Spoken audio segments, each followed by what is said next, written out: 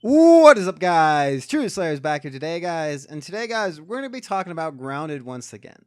If you guys don't know, Grounded recently came out in early access from Obsidian, and I've been loving this game to death. I love the art style. I love the idea of being shrunken down to the size of an ant and surviving in the wasteland of your backyard and all that interaction. And it's been making me want to play it more and more. And I really do love this game, and I want to see it succeed. So today I'm making a video where I'm talking about 5 ideas I've had to improve Grounded.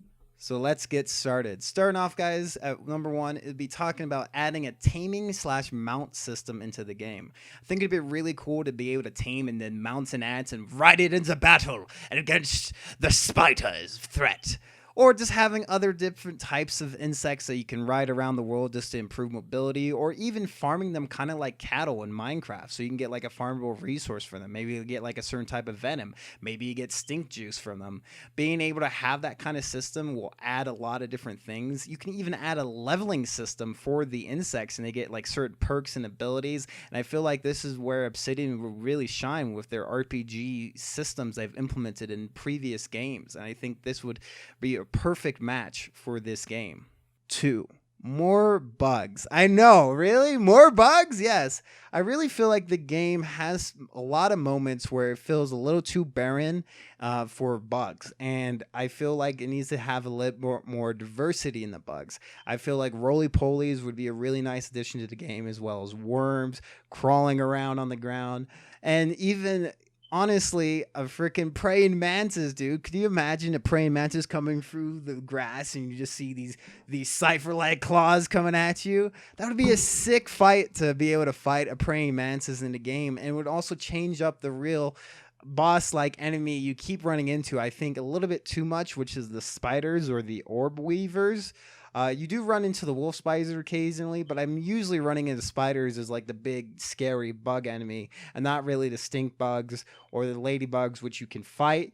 But I just feel like if you had that a little bit more additional enemy type, it would really help the game and just have a little bit more diversity, make the world feel a bit more alive. Now, for number 3, guys, I feel like the game needs some more farmable resources. Now, I know it's early access, and I know this is asking for a lot, but I feel like there's a lot of things in the world you think you can farm, but you can't farm. One example of this is like you see some leaves and you think maybe I can farm the leaf and make something out of the leaf, but it's actually an indestructible object where you can't interact with it. There's also some plants that you can't interact with, which kind of makes me like, what? Like, what's going on here? Because I think it would be really cool if like more of the map was like, I can cut this down, I can harvest this, because it would add a little bit more harvesting opportunities, and you can have some unique crafting opportunities with leaves, for example. I think it'd be really cool to have like a leaf armor. Like, I don't know, maybe I'm asking for a bit much here, but I think leaf armor would be sick. All right. Now, for number 4, guys, I feel like this game needs a bit more interactions with bugs. What I mean by this is the bugs don't feel like they interact enough with each other. It feels like it only happens every so often instead of more constantly, especially when they come very close to one another. It feels like the spiders are definitely one of the biggest cases of this. I've seen the spiders get really close to the ants a lot of times and not actually engage them in combat. But if I'm even close, they immediately focus me over the ants, even though the ants I would think would be easier food for them.